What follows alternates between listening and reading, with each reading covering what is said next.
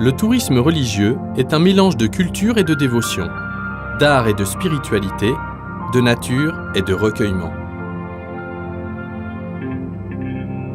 Les pèlerins et les touristes se rencontrent et découvrent une nouvelle manière de connaître et d'éprouver.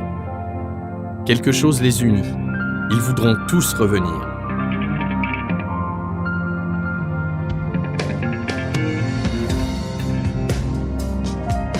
Le chemin marial parcourt 5 des plus grands importants centres d'amour à la Vierge.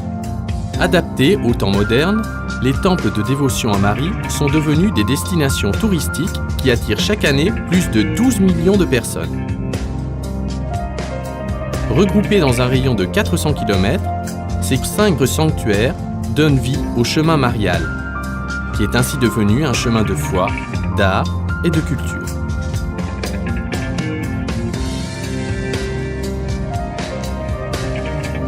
Mais parler d'art religieux et de dévotion à la Vierge veut dire parler de la basilique de Notre-Dame du Pilar, à Saragosse.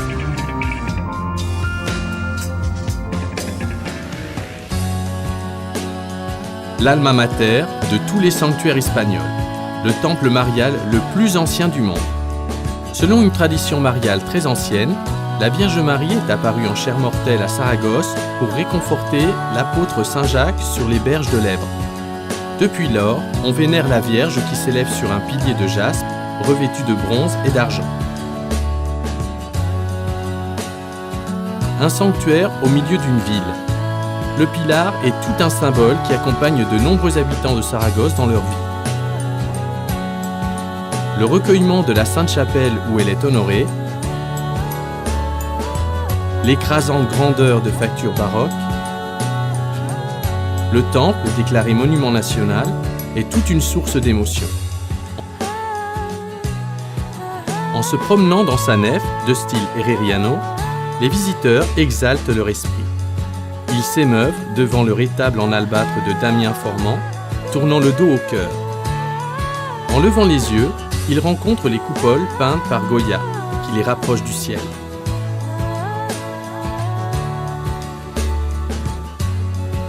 Sur la place des cathédrales, la basilique du Pilar partage la scène avec la CO du Sauveur, inscrite par l'UNESCO dans la liste du patrimoine de l'humanité.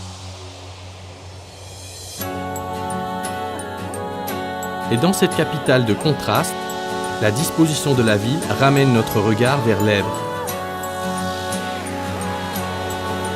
Face à face, avant-garde et tradition se regardent.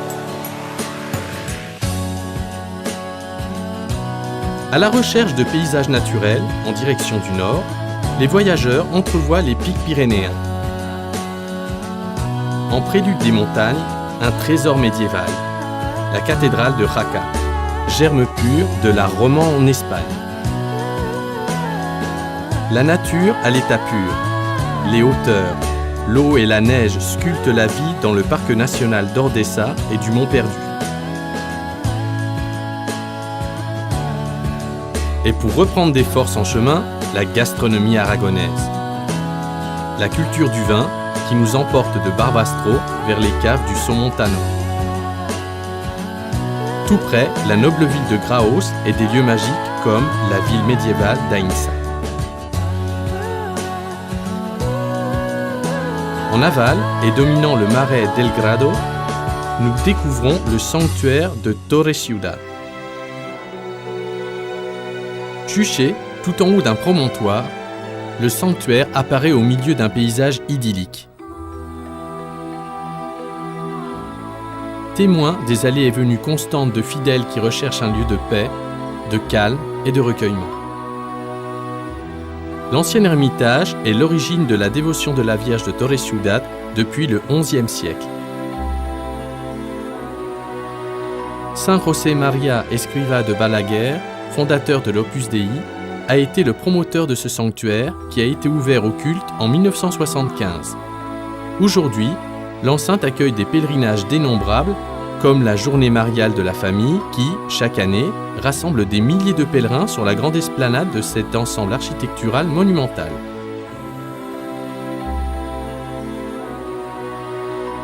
Le rétable majeur en albâtre, la chapelle du Très Saint, où l'organe a plus de 4000 tubes, sont 3 de ses principaux attraits.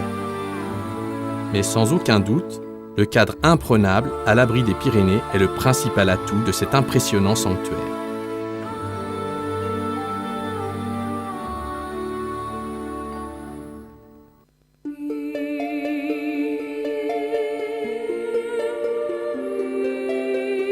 En traversant les Pyrénées, nous arrivons à Lourdes, un lieu cosmopolite de foi qui reçoit des visites des 5 continents. Sa force réside dans l'universalité de son peuple. Elle accueille tous les ans plus de 6 millions de pèlerins. Les flammes de bougies, le silence et les prières, la pénombre de la grotte offre aux visiteurs une ambiance de recueillement et de prière. Seule la marée humaine, qui arrive constamment pour contempler la Vierge, les détache de la contemplation religieuse.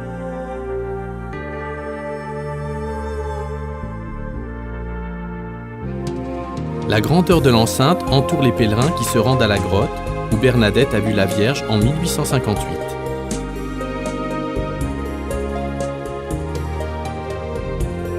La lumière, représentation de l'espérance. L'eau, signe de vie et de purification. Tout revêt un symbolisme spécial à Lourdes. Tout converge pour conforter l'esprit du voyageur.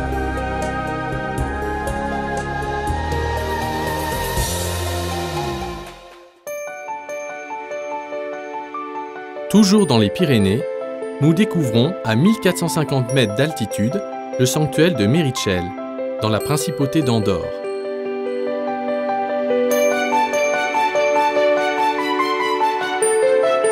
Pays fondé par Charlemagne en 805, Andorre est une fenêtre ouverte sur la nature, la culture, l'art, le repos et la diversion. Tout est possible dans cet endroit merveilleux.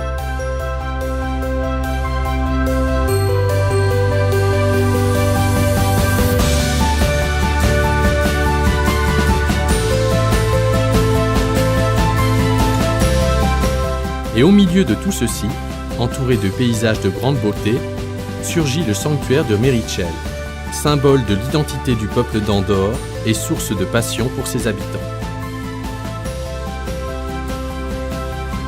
L'ensemble, formé par le nouveau et l'ancien sanctuaire, invite à la contemplation et à la méditation, à la prière et à la réflexion. Parler de Meritxell, c'est parler de paix, dévotion et sentiment.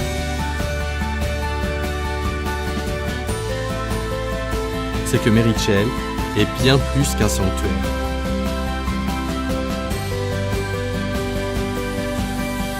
Le temple actuel, œuvre de Ricardo Bofill, recherche la fusion entre le paysage et l'édifice. Le cloître, ouvert pour contempler la beauté extérieure, en est la preuve. Le symbolisme est maître de cette construction si unique. La montagne, la neige, les prés, la lumière, tout converge à Meritxell. L'homme, trait d'union entre le terrestre et le spirituel, donne tout son sens au sanctuaire.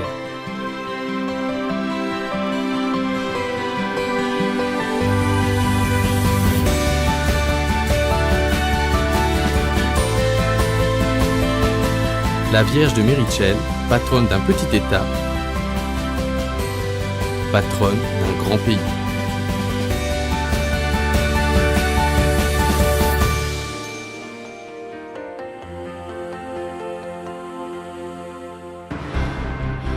Enclavé entre des rochers agrestes, se trouve le sanctuaire de Montserrat. Aujourd'hui, plus de 2 millions de personnes visitent cette montagne singulière pour vénérer l'image de Sainte Marie. On peut visiter à Montserrat un monastère bénédictin de plus de 1000 ans d'histoire, fondé par l'abbé Oliba en 1025. Cette communauté religieuse est régie par la règle de Saint Benoît. Les moines se consacrent, la majeure partie de leur temps, à la prière, au travail et à accueillir les pèlerins qui visitent la Sainte Montagne. La Manécanterie de Montserrat est l'autre institution qui caractérise le sanctuaire. Fondée au début du XIVe siècle, elle participe activement aux célébrations liturgiques qui ont lieu quotidiennement à Montserrat. Un autre joyau qui surprendra les visiteurs est le musée où sont exposées de nombreuses œuvres de Caravaggio, El Greco, Monet, Dali, Picasso ou Sorolla, entre autres. Elles font sans aucun doute concurrence à la beauté du paysage de ce cadre incomparable. Des énergies différentes, des sensations difficiles à expliquer entourent le chemin marial. Un chemin plein de sentiments qui nous invite à revenir.